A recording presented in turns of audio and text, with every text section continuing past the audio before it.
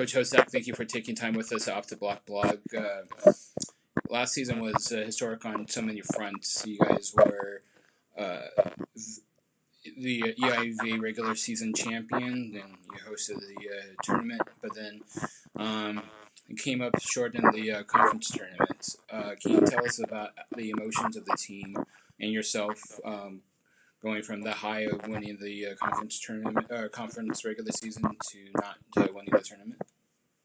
Yeah, 2018 season was historic on so many levels, and we had so many accomplishments, almost too many to mention. But the main ones obviously are winning the IBA regular season title for the first time in I think 24 years, and the first time I think in 14 or 15 years that somebody besides Penn State has hosted the IBA championship, and so that in itself is a major accomplishment that my team talked about wanting to do since I got there.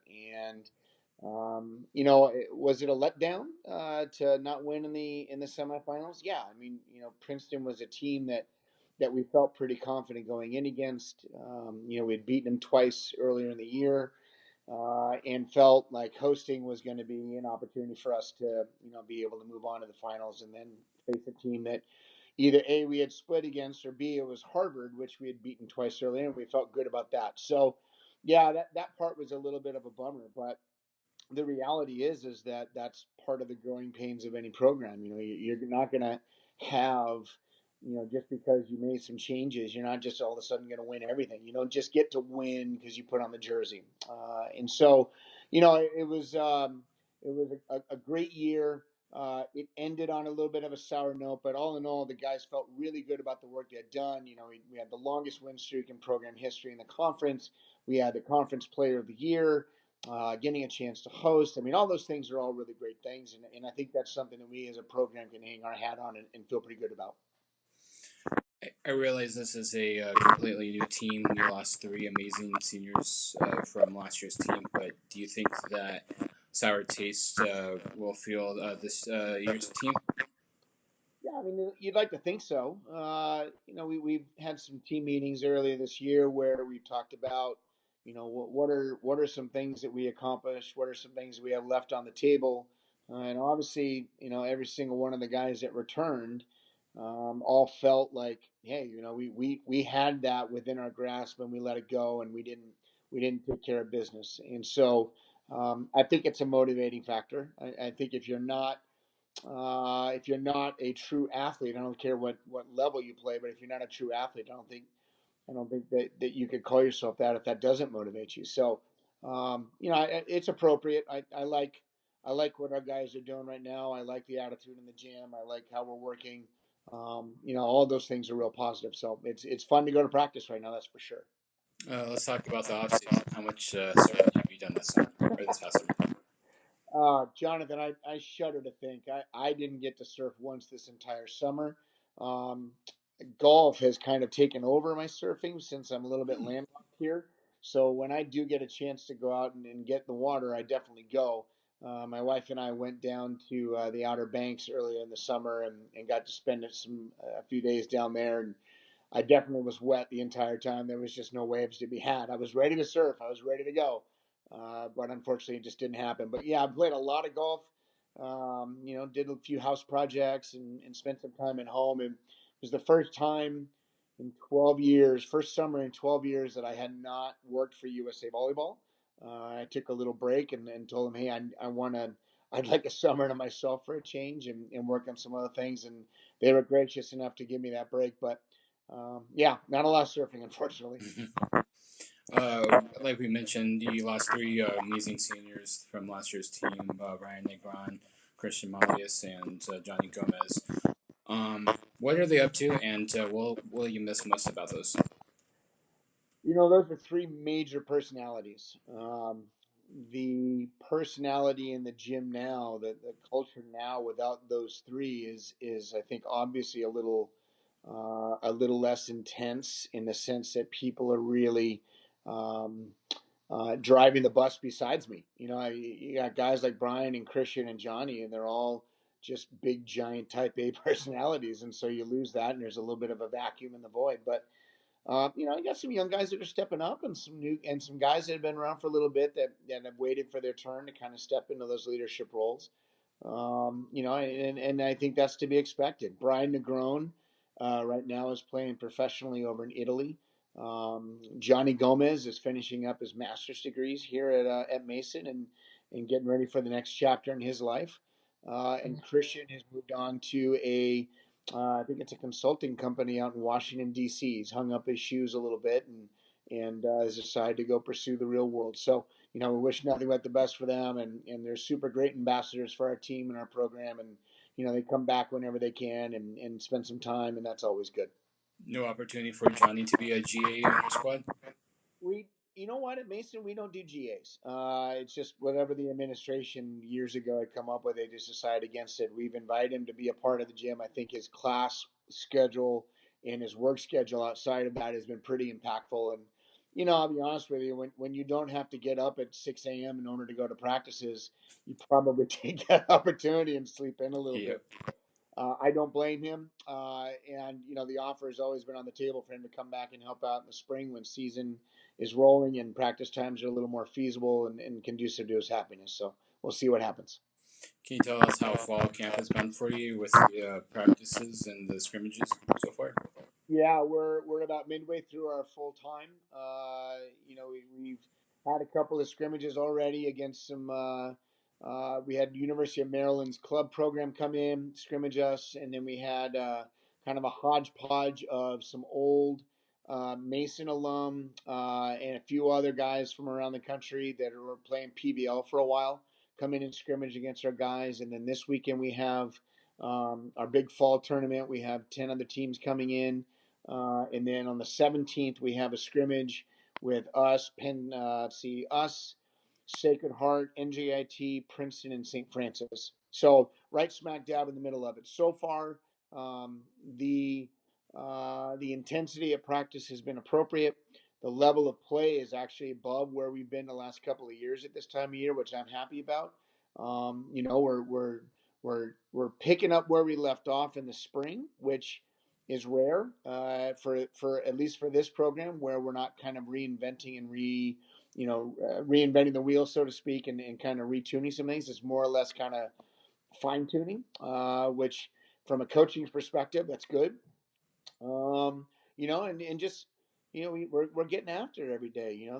There's just no shortage of competition going on, and we're a lot deeper than we've been in years past, and that's always good, at least from our perspective. And so, yeah, I've been real happy so far.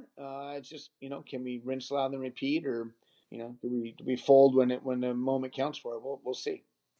You've been talking about not needing to reinvent the wheel, so to speak, for this fall, and that you have had more depth than you've had in years past. So, everything considered, what is the biggest culture change that you are proud of in the last 4 years from when you took over the program?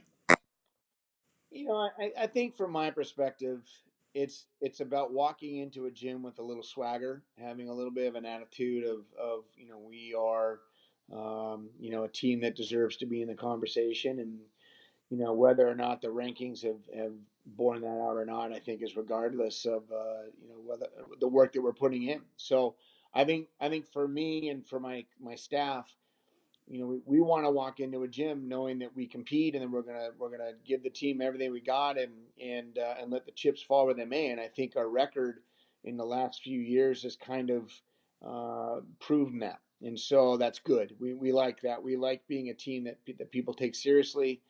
We like being a team that people respect, and we like being a team that can walk away from a performance feeling good about it at the end of the day. So I think all of those things are things that we're pretty proud of. You mentioned that the vacuum that the three seniors that graduated last year have created. Let's look on the other end of the spectrum. Can you tell us about the incoming freshman class? Yeah, four really, really nice guys coming in. We've got 6'6" opposite from Virginia Beach named Trey Harris, who is putting in some real good work and figuring some things out and kind of knocking the rust off a little bit. So we're excited about his future. We've got a local kid, 6 foot setter named Zach Talamoa, who is right now a setter for us, who we project to be a setter in the future for us. Runs a really fast offense, does a lot of the little things really well, has a really high volleyball IQ. And so I really like the future he poses for us in the setting position. We got a 6'1" libero from Florida named Trevor Cannon. Also another high volleyball IQ. Plays a lot of beach ball back home. Has a lot of ball control. He's got a real bright future for the libero position for us. We got a 6'3" outside hitter from Chicago named Richie Hoff. Got an unbelievably good arm and is working real hard in the gym, getting used to the passing that needs to happen at this level. But he comes in and he's putting in the time, and he's got just a tremendous arm swing. His jump serve is really good, and that's helping other guys. So yeah, I'm real happy about the class we have that came in this year. I'm going to put you on the spot. You can only go with one player. What is one player that we need to keep an eye on that we might not know about right now? That you did not know about, or Yeah. one that I keep my eye on? Yeah. Okay. Which one? Keep an eye on. Let's go with this. Keep an eye on. I keep an eye on our opposite, Hayden Wagner. He has got a live arm, a really good jump serve.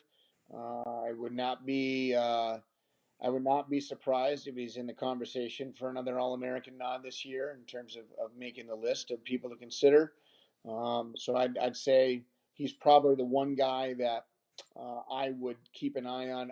I think if I'm if I'm saying somebody that maybe you don't know about, I like our setter a lot, Luigi. Him and J. Cole, Justin Coleman are doing such great things in our gym that they're both kind of interchangeable. Justin's been with us for now. This is his 4th year, and this will be Luigi's 3rd year, but 2 in terms of eligibility, and they're both just pushing each other tremendously well. So I think those are the guys that I'd say if you didn't know about them before, you should. Um, change it up a little bit. Anybody who knows you and follows you on social media knows that you're a big fan of your wife's cooking. So, in terms of her catering business, what is her? On the camera, Jonathan? Am I showing a little bit of how much I've appreciated my wife's cooking over the last few years? What is her most popular dish to make? Tacos. It's not question tacos. But if you're talking about for catering purposes, she actually just did an event this past weekend for a friend here in the community. She made some chicken and waffles that was phenomenal. And if you did follow me, you'll notice that I sacrificed. I did a little bit of a taste test for her on the night prior to make sure that they were up to par because I don't want her to put out the family name and go out there and put a subpar product out there. So it was, they were phenomenal. And, I'm one lucky SOB to be married to that woman. So super appreciative of that. And let's give some pub to her. What's the name of her catering company? It's called Food with Friends, and she does that for. She's done it for a few years now. She does it for small events, friends of the family, local area people. Nothing over 50 or 60 people max, and she does all the cooking and everything basically at the people's houses, and that way it's not a lot of stuff here that we have to do. It's more prep work here, and then going there and putting it all together. So super happy for her. She loves doing that. So she's Italian. She has to be cooking for people. And you know that I'm expecting some food for the 2020 championship, right? Absolutely. We are so excited to be hosting the 2020 National Championships here in Virginia. So, yeah, I know our house is going to be really packed for that weekend.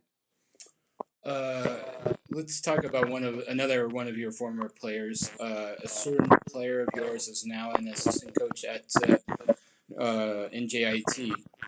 Is he persona non grata right now? Jack Wilson is the gentleman you are talking about, and I'll tell you, I couldn't be more proud of the kid. He, went to play professionally after he graduated, and his shoulder was just couldn't hack it. It was too much for him, and it started to break down a little bit. So he changed gears and he worked for a year at Eastern Mennonite University, a little Division III program here in Virginia, and found it to his liking. And I remember I got a call and asked about him, and I said, "Hey, you're not going to find a better young coach who's thirsty and ready to move on." And And I could not be more proud of Jack. As bummed and as disappointed as I am that I have to see him across the net, I know that he's going to do good things with them and bring a lot to the table. The real trick is how much did he remember of the little things that I taught, and how much of those things did he forget? But he also has some things of his own. I'm sure that he's bringing. That's the beauty of coaching, and I think somebody made a mention that you can tell how well you're doing by how many of your players move on to become coaches of their own. And I've been pretty blessed and pretty lucky that a few players over the years have chosen to go down that route. And my legacy, as small as it is, still very, very proud of each and every one of them. And I wish them all the best of luck, except when I Uh, play. you've had quite a few stops before coming to Mason. What is the one piece of advice that you've gotten from a previous mentor that has really stuck with you?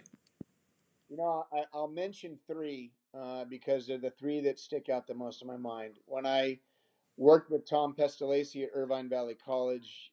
Tom, for anybody who knows him, knows that he's a big kid at heart, and I kind of liken myself to that to some degree. And he and I realized that we're not rocket scientists. We're not curing cancer. We're basically coaches with a lot of great kids, and we're trying to put together a season, a practice, a drill, whatever it is that'll make everybody get better. And we had a phrase that we like to use every once in a while when we either got too high or too low, and that was there are 900 million people in China that could care less about what we do. That the next person that I learned from was Hugh McCutcheon when I worked with him at the national team. From him, I really learned the structure of a drill, the structure of a week's practices, how the tempo and how everything should look and how it should run.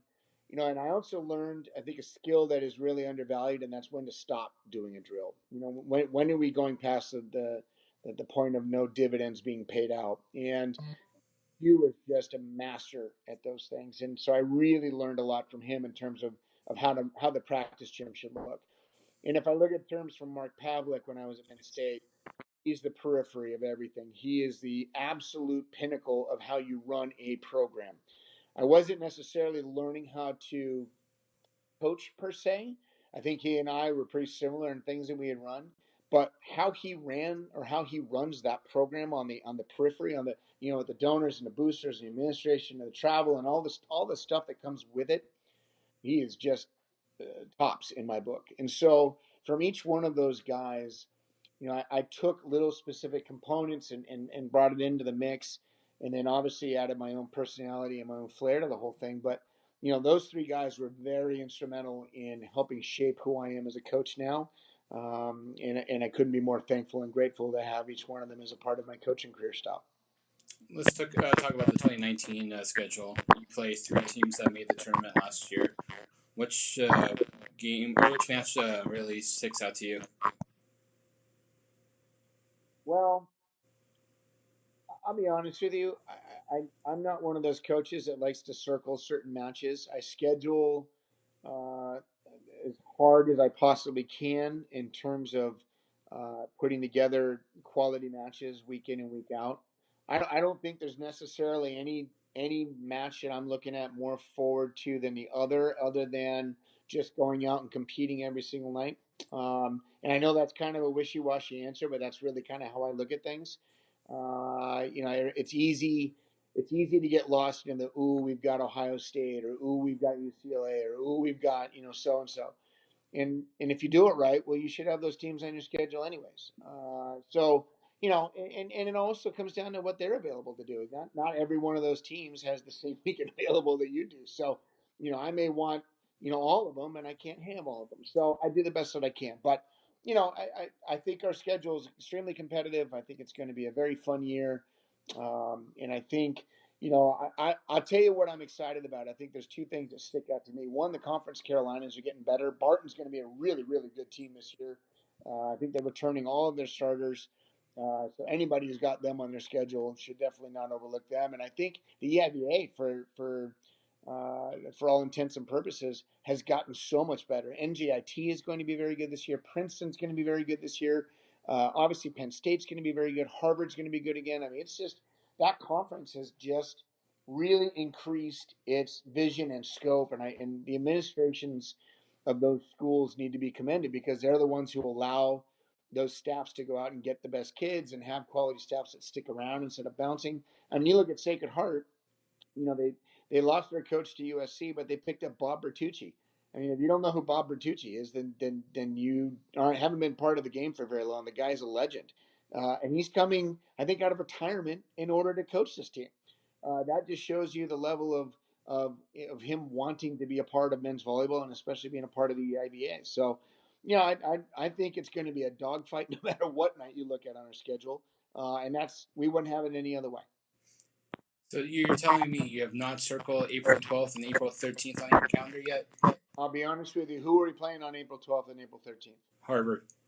Harvard. Yeah, I'll worry about them on April 11th. The week prior. I tell you, we beat them both times we saw them last year, and so I liked our chances of seeing them in the finals. Should we make it that far this year? And unfortunately, we didn't get a chance to. And hats off to them. That's the first time first time in history of that program they won a conference title. That's pretty cool. In the last 3 years, we've had 3 different teams win the championship. I think that's pretty cool. So conference is changing, and I couldn't be more happy for it.